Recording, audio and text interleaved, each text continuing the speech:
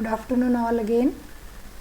Welcome to all the students for the functional analysis lecture. In the last lecture we have started the theorem proving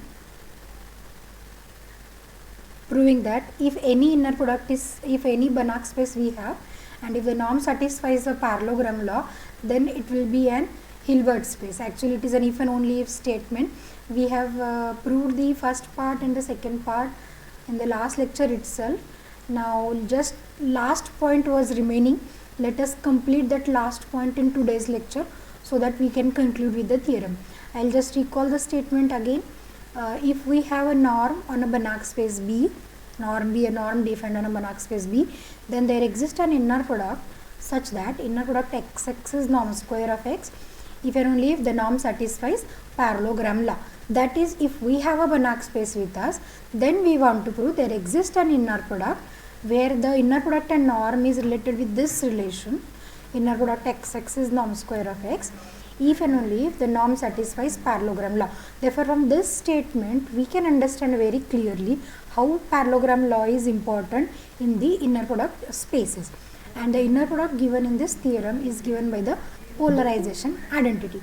Therefore, if I suppose that we have an inner product on B which is related with the norm with this statement, inner product XX is norm square of X, then we have already proved that parallelogram law and polarization identity is satisfied. Okay. Now we were proving the converse part of the theorem. Assuming the norm on a Banach space satisfies parallelogram law, then inner product is given by the polarization identity. Then our aim is to prove that this B is a Hilbert space.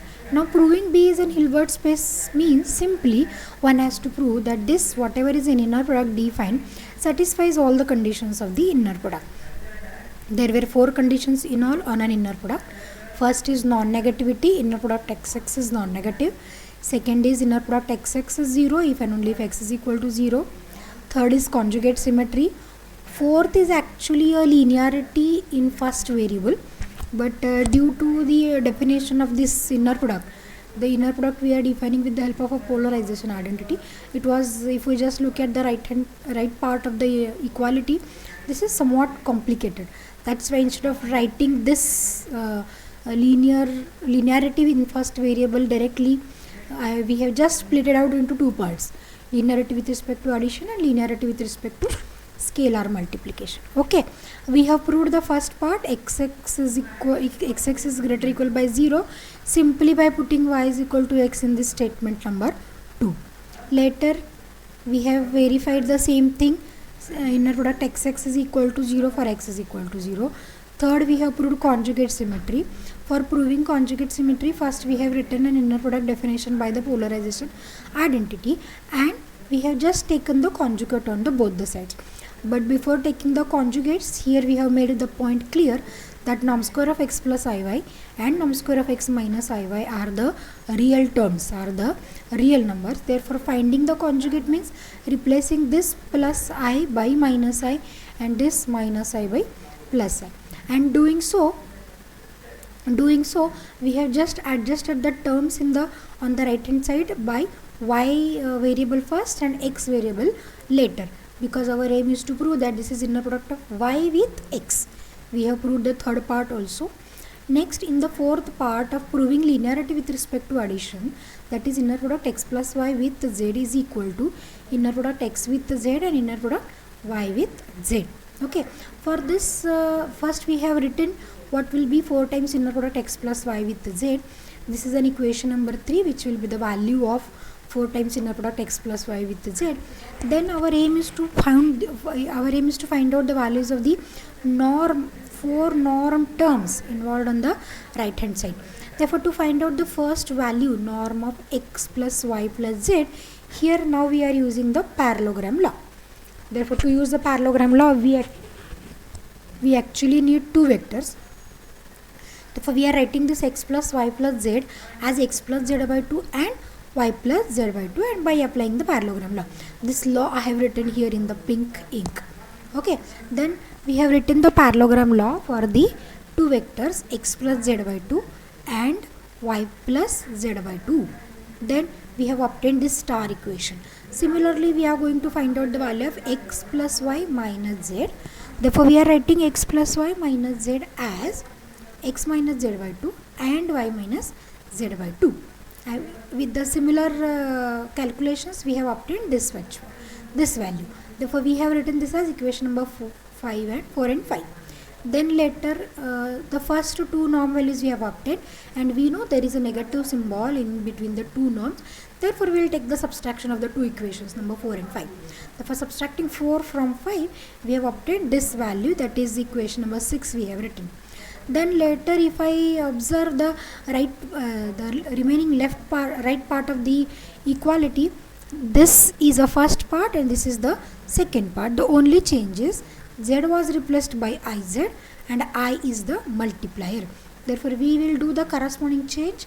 Whatever is this value we have obtained, we will replace z by iz and we will multiply by I, and this we have obtained as an equation number 7. And lastly we will add both the equations number 6 and number 7. After adding 6 and 7, left side will contribute 4 times inner product x plus y with z. That of right side we have written. While writing this we have taken a care that a vector with the terms with x and z we will write in one bracket, that of terms involving y and z we will write in the another bracket. Therefore we have obtained these two values. By looking at the first bracket, clearly one can find or one can understand that this is an inner product of x with z by 2, and the second bracket is an inner product y with z by 2. Therefore here we have written those two values, and finally we got an equation inner product x plus y with z is 2 times inner product x with z by 2 plus 2 times inner product y with z by 2. But actually this is not the aim to prove. To prove the required result, we will do one more step. We will put the value of x is equal to 0 and y is equal to 0 respectively, not simultaneously. Therefore by putting x is equal to 0, we have obtained here as inner product y with z, where the first term will become 0, because whenever any of the term in an inner product is 0, we have proved already that the inner product is 0. Therefore this is inner product y with z is 2 times inner product y with z by 2, and similarly by putting y is equals to 0, this is inner product x with z 2 times inner product x with z by 2, right? Just give me a second, I just want to take a present t.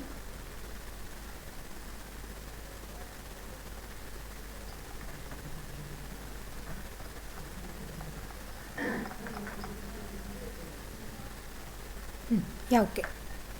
Therefore first part we have proved. Now we will come to the fifth part, last part of the proving the statement that this is an inner product, that is a statement to prove linearity with respect to scalar multiplication. Therefore this is inner product alpha x with y, which we want to prove it as inner alpha into inner product x with y. Therefore if I write the definition by using a definition, that 4 times inner product alpha x plus y will be this term. Right now I think I can show you. This is 4 times inner product alpha x plus y, where this is the right hand side, right? But if you look at the right hand side very carefully, can we take alpha common? This is not possible to take alpha common from the right part. Therefore anyhow we cannot take alpha out of the inner product. Therefore it will be difficult for us to prove this result, because our aim is to prove that this is alpha into inner product x with y. Therefore to prove this we are using some another method. Here we are going to prove this result by assuming the different values of the scalars, that is different nature of the scalar. First it is positive integer, then negative integer, rational, real and complex number, because our aim is to prove that this result is true for any scalar which is a member of a complex field, right? Therefore here what I will do, we will just write that we are going to prove this case wise. Out of this first case we will write if alpha is a positive integer, alpha is a positive integer. Okay, now if alpha is a positive integer, in the previous case we have already proved that linearity with respect to addition hold, that is inner product x plus y with z is inner product x with z and inner product y with z. Okay, now to prove the result is true for a positive integer, actually we are going to use the mathematical induction. What we are proving in mathematical induction? Positive integer means we will start with alpha equal to 1, alpha equal to 2 and so on. No? We want to prove. Therefore, actually this is very similar to prove by using the mathematical induction. Therefore, what will happen if I write the alpha value as 1?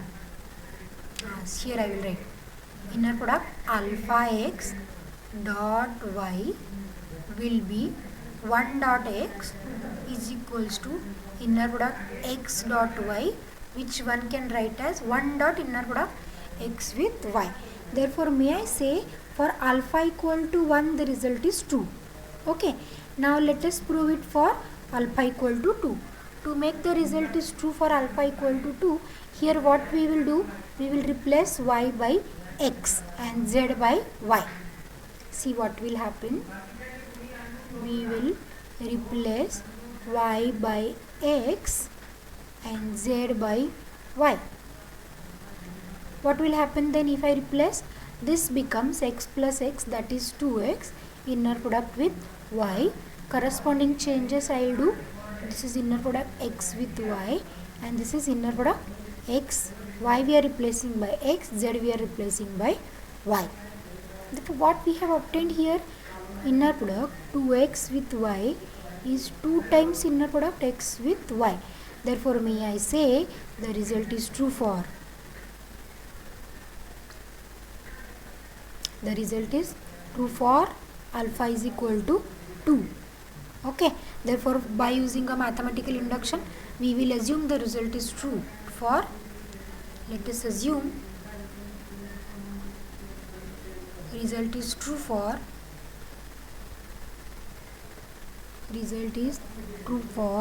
alpha is equals to n, and let us prove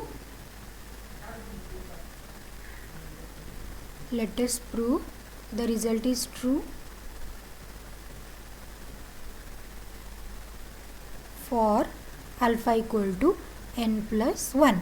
If we do so, the result will be true for every positive integer. Okay.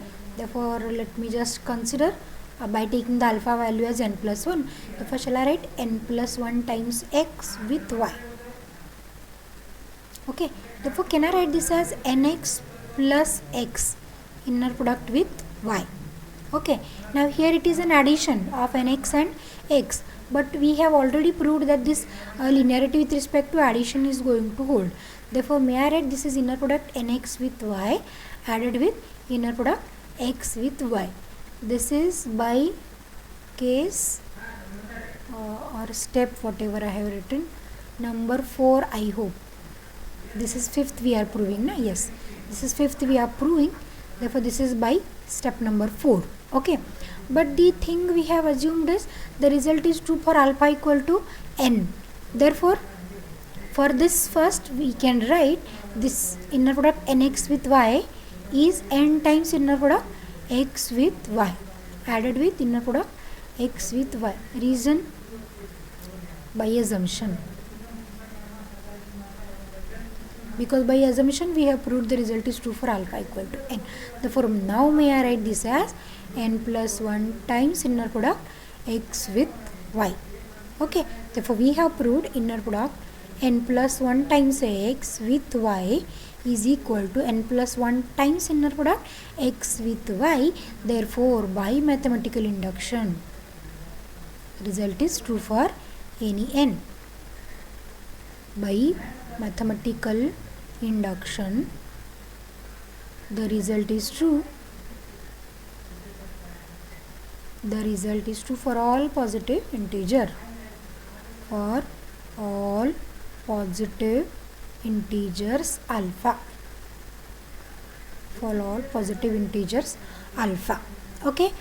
In first case, we have proved that the result is true for all positive integers. Okay. Is the point clear up to this?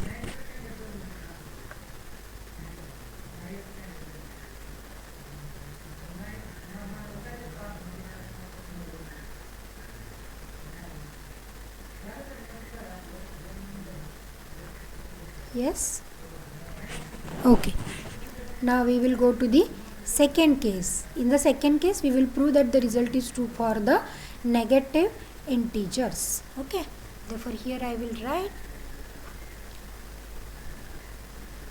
B if alpha is negative integer. If alpha is negative integer, means the result is we have to show for some minus alpha or some minus beta. Alpha is equal to some minus beta. But what is the difference in positive and negative integer? Only the difference is of negative sign. Therefore, before going to prove the main result, we will first show that what I will try to show first, that inner product minus x with y is minus inner product x with y. If we prove this, it will be easier for us to prove the result is true for negative integers. Therefore, what we have to do? We have to just find out the value of inner product x with y. Therefore, I will just repeat the value of inner product 4 times inner product x with y. Polarization identity.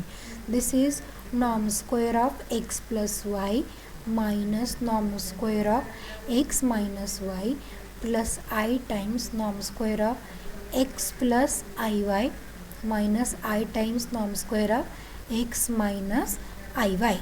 Therefore, what we will do here? Replacing x by minus x.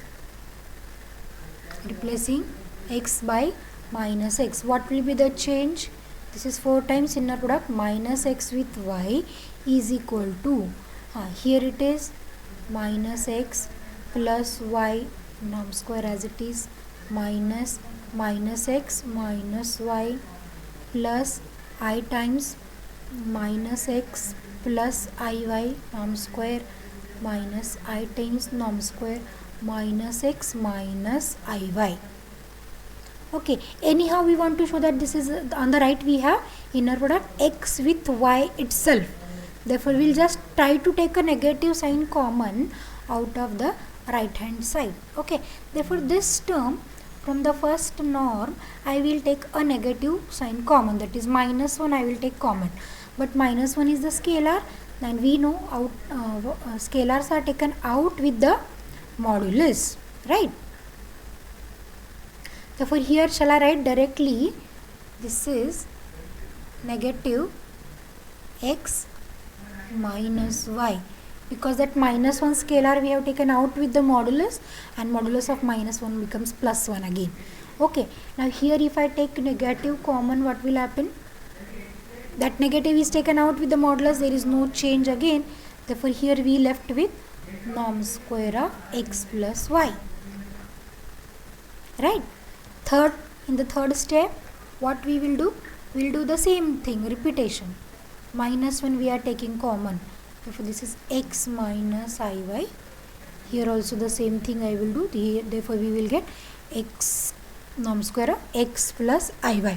But is it the same as the definition? This definition. Now look at these two equations very carefully. What is the change we are observing? We have negative sign to norm square of x minus y, but here we have positive. That of for norm square of x plus y we should have a positive, but here we have a negative. That is, signs are interchanged simply. Here also the same thing. For x plus iy norm square we have plus I, but here we have minus I.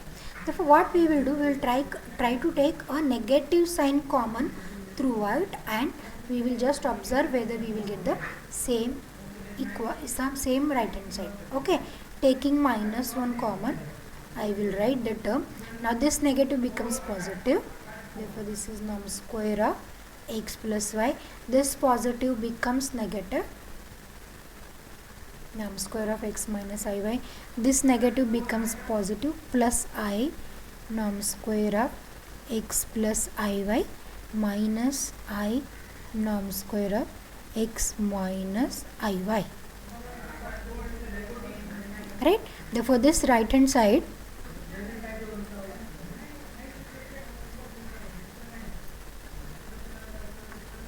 is the screen visible? Okay, For this right hand side is actually inner product x with y, correct? Therefore may I write this is negative inner product, 4 times inner product x with y. We have started with 4 times inner product minus x with y, which we have proved equals to minus 4 times. Therefore cancelling 4 we get minus x with y is minus inner product x with y. Okay, now let us start by taking alpha is a negative integer. Therefore let me write alpha is equal to minus beta, where beta is positive integer. Beta is positive integer, that is beta is greater than 0. What will happen if beta is negative integer?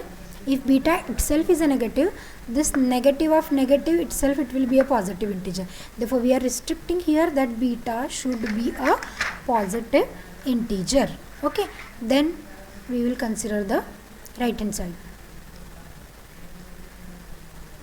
Then inner product alpha x with y is equal to, may I write this as equal to minus beta times x with y. Now first we will use this property, negative sign we will take out. Okay, therefore some equation number I will write. I hope it is some 7, 8 I have written I think previously. Let me call it as 9. Therefore this becomes negative beta x with y. Reason here is from 9. Okay, therefore now beta is a positive integer and we have proved that the result is true for positive integer. Therefore taking beta out, this is minus beta inner product x with y, but minus beta is alpha. Therefore this is alpha inner product x with y. Thus what we have shown, the result is true for negative integers also. The result is true for negative integers, right? One second part we have proved. In the first part we have proved it, the result is true for positive integer. Now we have proved it for negative integer. Now let me go for the third case to prove the result is true for any rational number. Therefore writing if alpha is any rational number. What we know rational number means? Can anyone tell me what is a rational number? Because with the definition itself we want to prove the result. Yes, can anyone? A number which can be written in the form of p upon q, where q is not equals to 0. Yes, and p and q are? Integers. Yes, p and q are integers for q not equals to 0. Okay. Therefore here, oh, I don't know what is happening.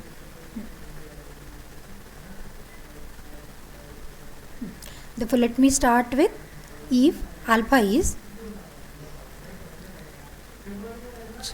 wait for a minute. Is the screen visible to everyone?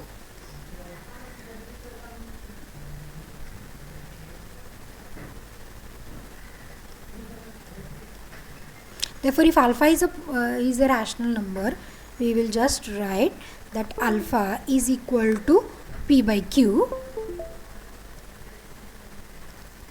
Okay, my pen was not working, now it's working, right? If alpha is equal to p by q, where p and q are integers and q not equal to 0. Okay, therefore let us start. We want to prove the result is true for this number now.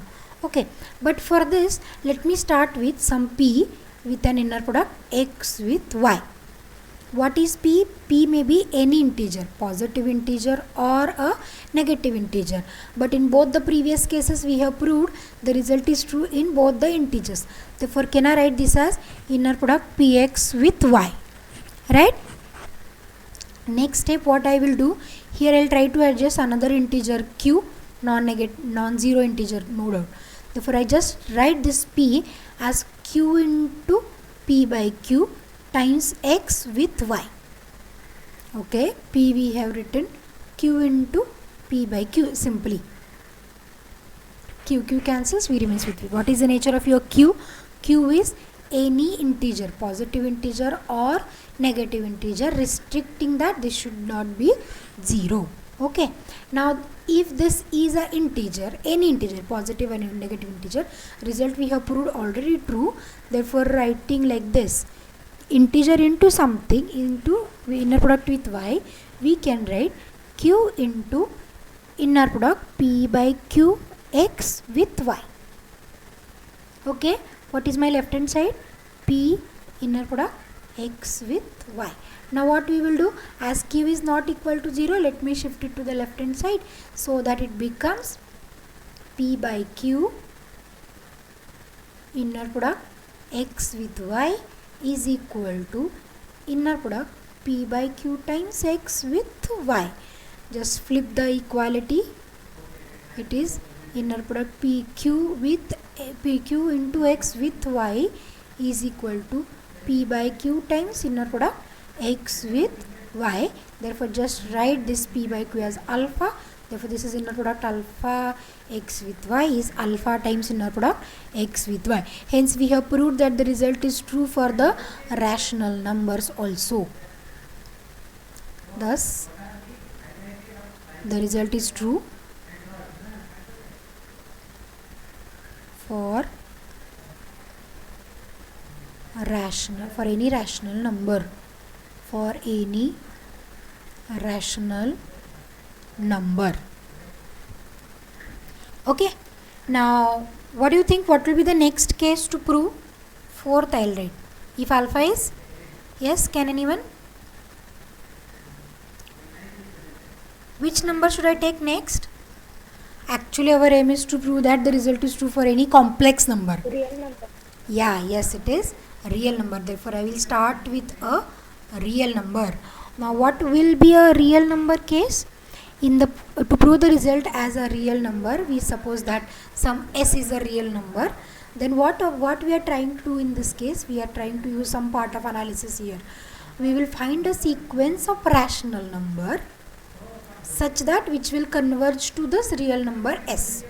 Okay, here what I will write is, to prove this,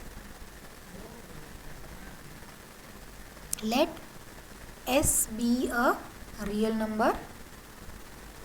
S be a real number. Just now we have proved that the result is true for the rational numbers. Therefore here we will find out the sequence of rational numbers. Then we can find a sequence Rn, I will write, say Rn of rational numbers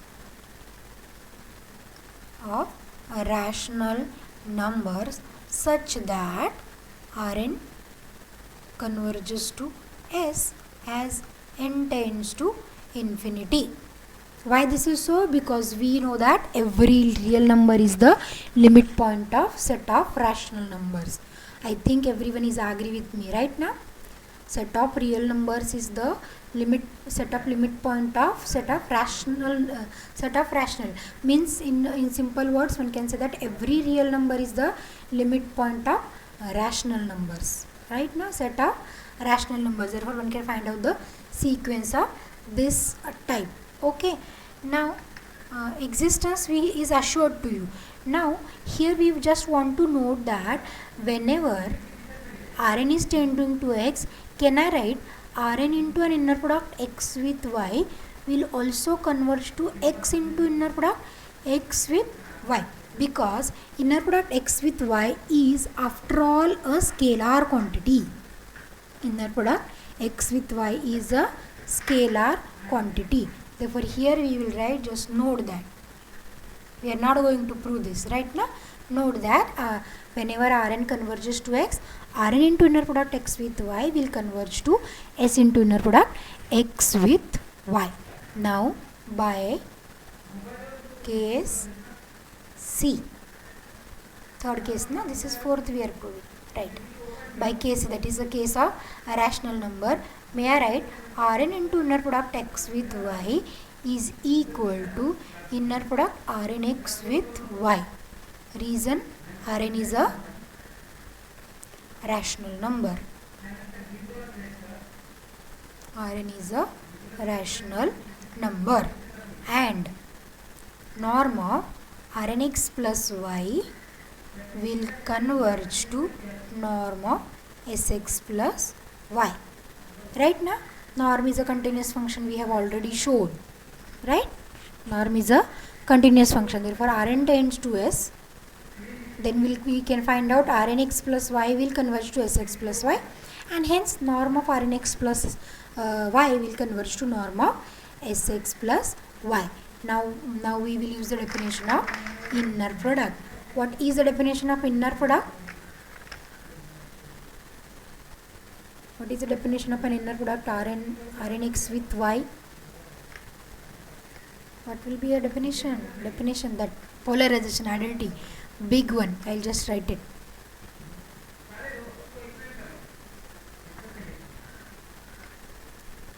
Norm of, this is 4 times inner product Rnx with y. What the definition is? Norm square of Rnx plus y minus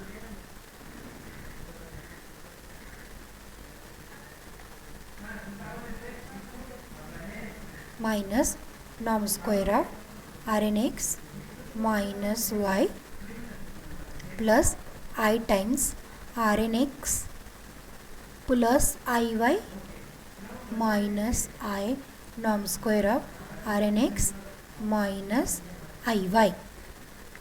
Rnx minus Iy. What we have written already, as Rn tends to S, we have written norm of Rnx plus y converges to norm of Sx plus y. Therefore, here if we just write every norm, this norm tending to the corresponding values, then what will happen? Here this will converge to Rnx plus y will converge to norm of Sx plus y. I will write square also. Here it is norm of Sx minus y plus I times Sx plus Iy minus I times Sx minus Iy. And what this contributes, actually this is 4 times inner product Sx with y.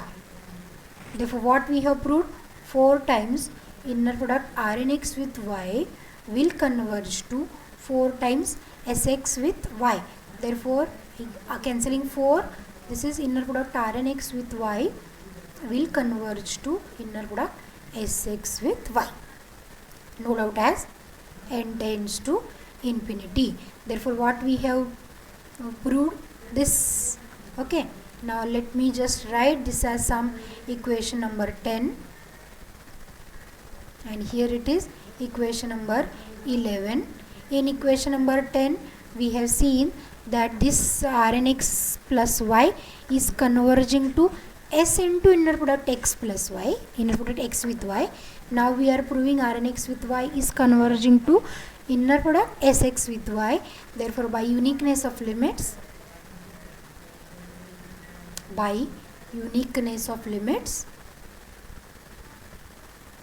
one can write down both the limits are same. Therefore, inner product Sx with y is S into inner product x with y.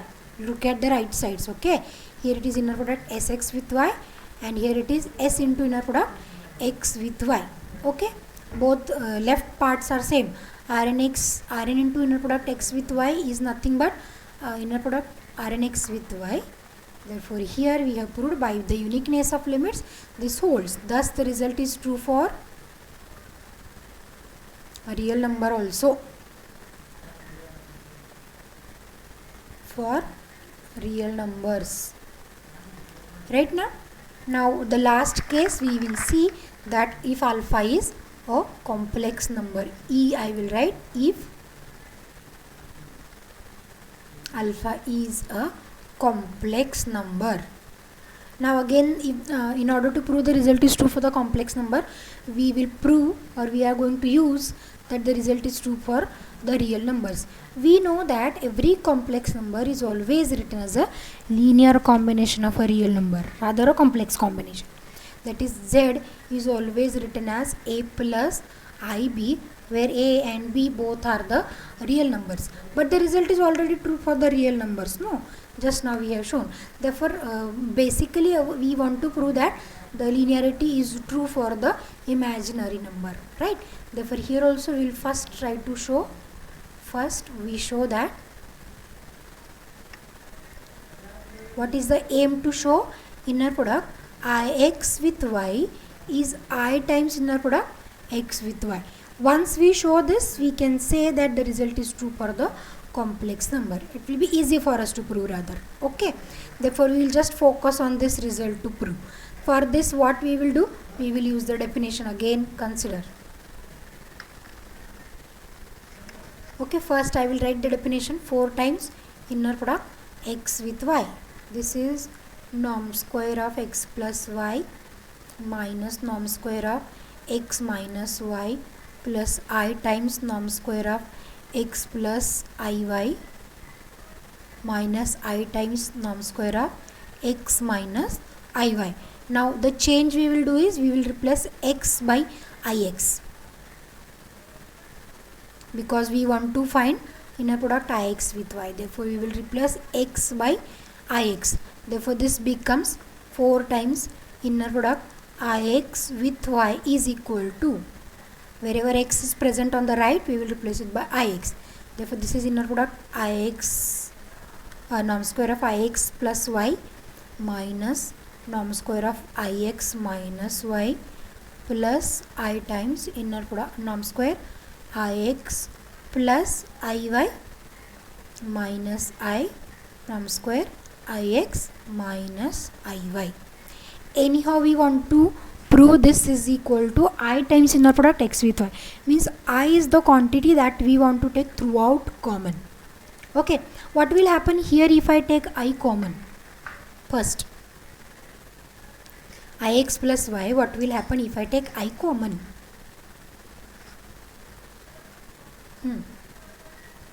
If I take I common, okay, first term is x. Here there is no I, but we have plus 1. But we know minus I square is always plus 1. Therefore, if I take one I common, we will remain with simply I, right now. Therefore, may I write this as x minus iy, norm square I into x minus iy. Same thing, I will take I common here also. Therefore, here it is minus 1. Therefore, this is plus iy. If you are having a confusion regarding these steps, you can just tell me. Okay, then plus I. Here no doubt one can take out very easily I common.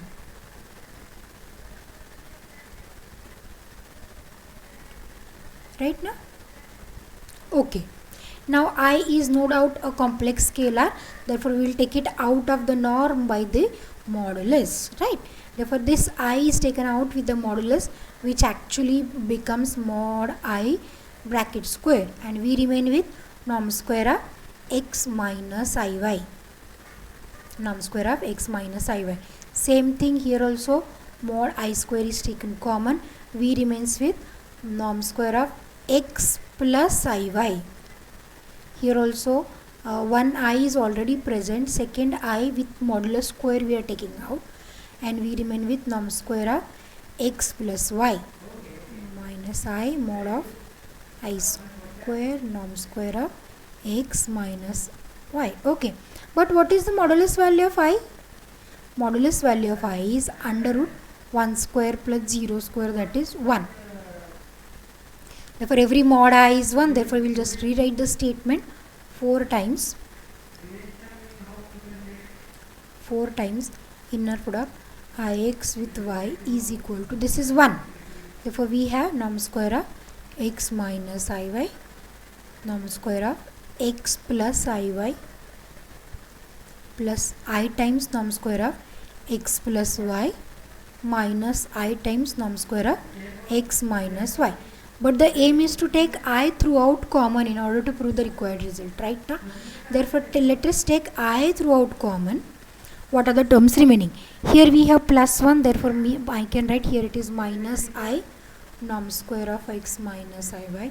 Here it is minus, therefore it is plus I norm square of x plus iy plus norm square of x plus y minus norm square of x minus y. Right now, therefore we will just rearrange the terms in order to have a definition clearly.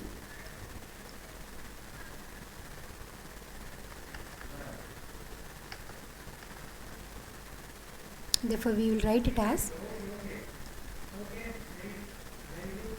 I into, first I will write this term, norm square of x plus y, this is my second one, minus norm square of x minus y, this is the third I will write, plus I norm square of x plus iy, and this will be last, minus I norm square of x minus iy.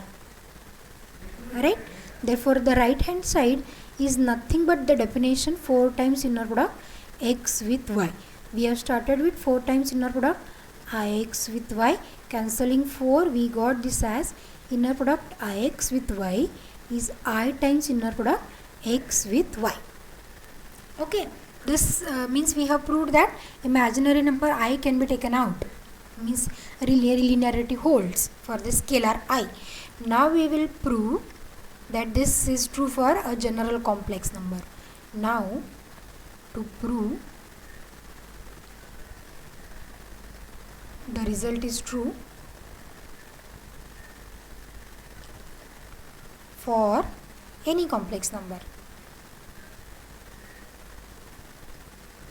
for any complex number, say alpha is equal to a plus ib, where a and b are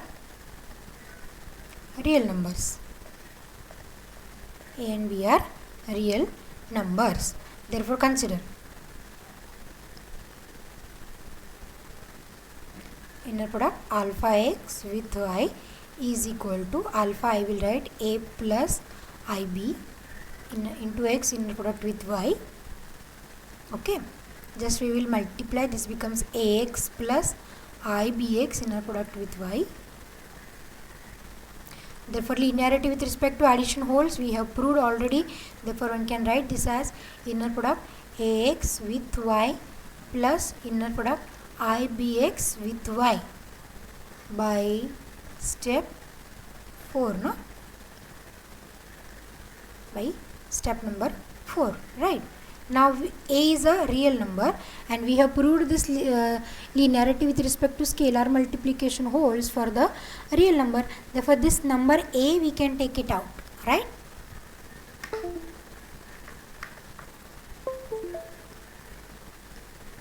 Right? Therefore first I will write, or first let us take this I out by using this step. Number, is it 11?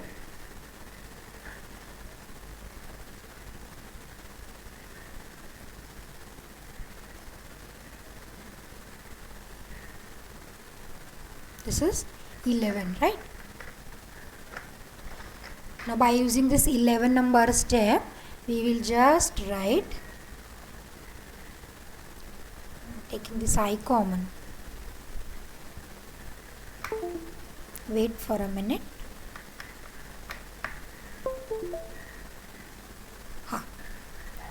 First I will write ax plus y, inner product ax with y as it is. By using the step, I will take I out. This is bx with y by 11. It is true. Now we will take both the real numbers a and b out. Therefore, this is a inner product x with y plus I b inner product x with y by d. Na? For real numbers, it is true, right? Therefore, taking inner product x with y common, this is a plus ib inner product x with y. We have started with a plus ib into x with y. Therefore, may I say inner product alpha x with y is alpha times inner product x with y. The result is true for any complex number.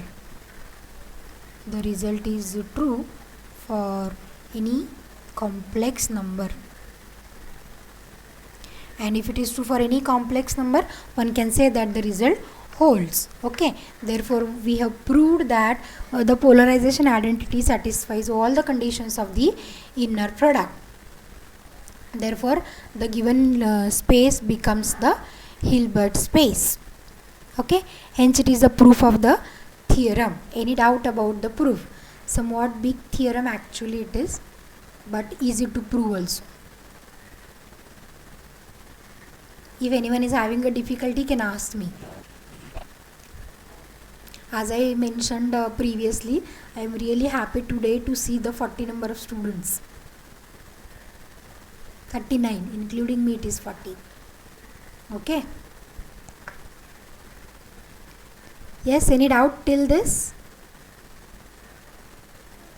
Half part of the theorem I have explained at the starting of today's lecture, and this is the remaining half part we have covered today.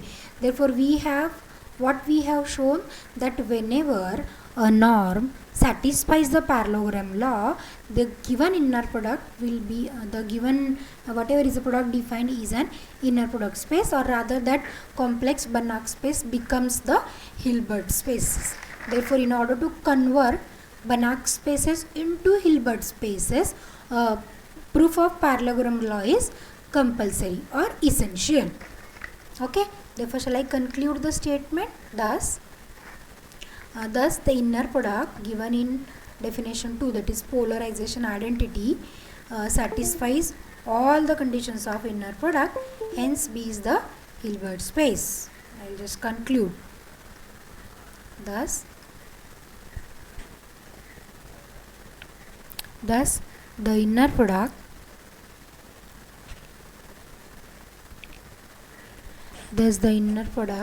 definition given by polarization identity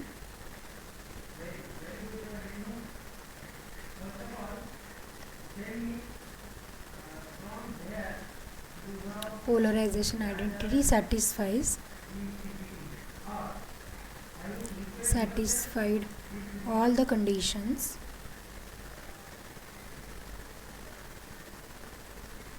of inner product.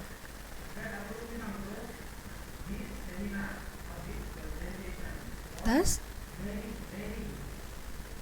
B is a Hilbert space. That is, Banach space becomes a Hilbert space if the norm satisfies parallelogram law. This is what an importance of a parallelogram law is. Correct? Any doubt about the proof of the theorem? You can ask me. Yes, students, if you are having any doubt regarding the proof of this theorem, you can please ask me.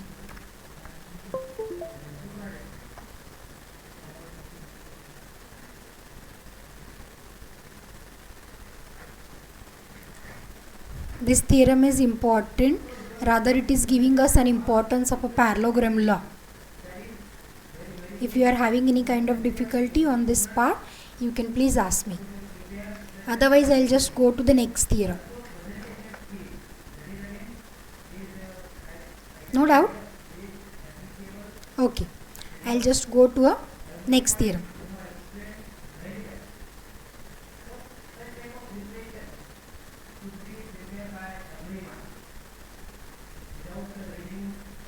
Okay, actually we have proved this, that complex Banach space becomes the Hilbert space. Right now we will do the same thing for the real Banach spaces. Therefore I will just write the theorem.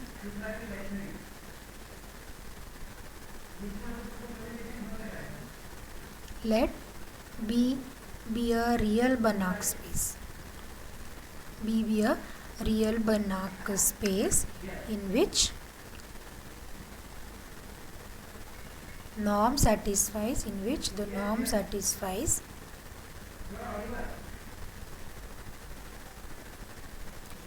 the parallelogram law.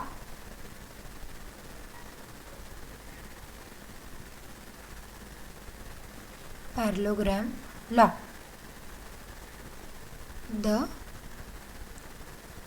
parallelogram law, we will write norm square of x plus y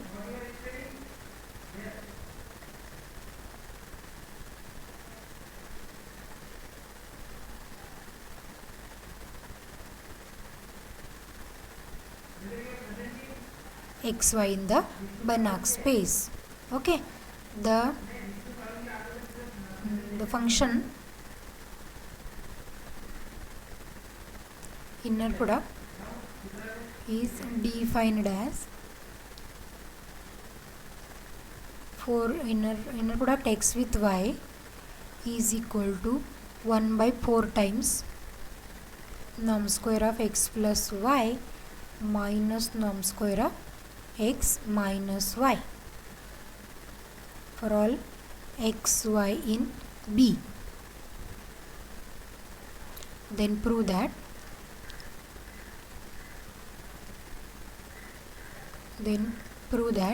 B becomes a Hilbert space.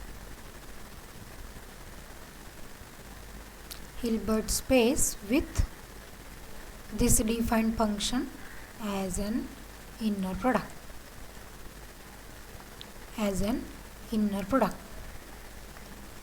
First we will try to understand the difference between previous theorem and this theorem. Okay, in the previous theorem inner product was defined by the polarization identity. This is the polarization identity. Somewhere I have written here 4 times inner product x with y is this big term, but the underlying field under the consideration was a complex number, right? That's why this imaginary terms was there. But if I consider a real Banach space, this equalities will be exactly half, no? Okay, this equality will be exactly half. From this point there is no part.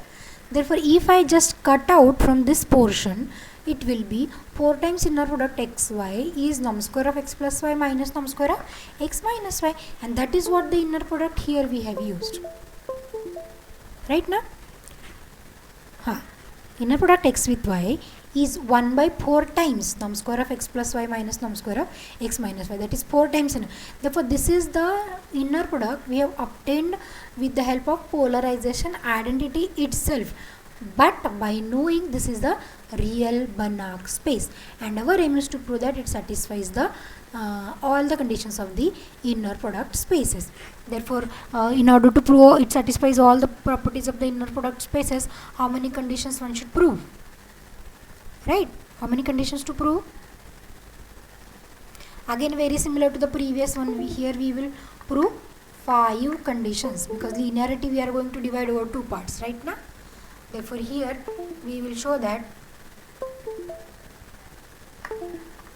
my pen tablet is not working today properly. To prove the theorem, it is sufficient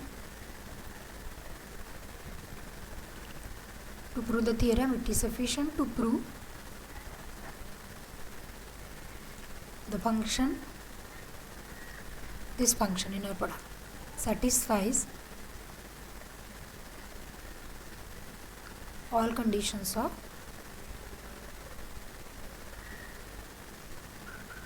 inner product. Right, that is, what is the first point to prove? Inner product xx is greater or equal by 0. Number 2, inner product xx is equal to 0 implies and implied by x is equal to 0. Third, inner product x with y conjugate we are writing actually, but as we are in the real Banach spaces, no need to write conjugate. Therefore, it becomes a symmetry. Conjugate symmetry becomes symmetry in the real Banach spaces. Fourth, to prove linearity with respect to addition, inner product x plus y with z is equal to inner product x with z plus inner product y with z. And number 5 to prove is inner product alpha x with y is equal to alpha into inner product x with y. Right, now as this theorem was a sub part of the previous theorem, this theorem I am keeping as a homework. You have to prove the first 4 conditions very similar to the previous theorem. In the fifth part, proving this linearity with respect to scalar multiplication, you must write the proof as it is, but no need to write the case of alpha is a complex number. How many cases to write? For alpha positive integer, alpha negative integer, alpha rational number and alpha real number only. Okay, and for this x plus y plus to prove this third part, inner product x plus y with z, you have to just follow the same part as we have written previously. Okay, therefore try to prove this theorem. I hope you will get the result, no doubt. Okay, if you are unable to find, you just tell me, we will take it in the next lecture. Therefore if you have any difficulties, you can please ask me.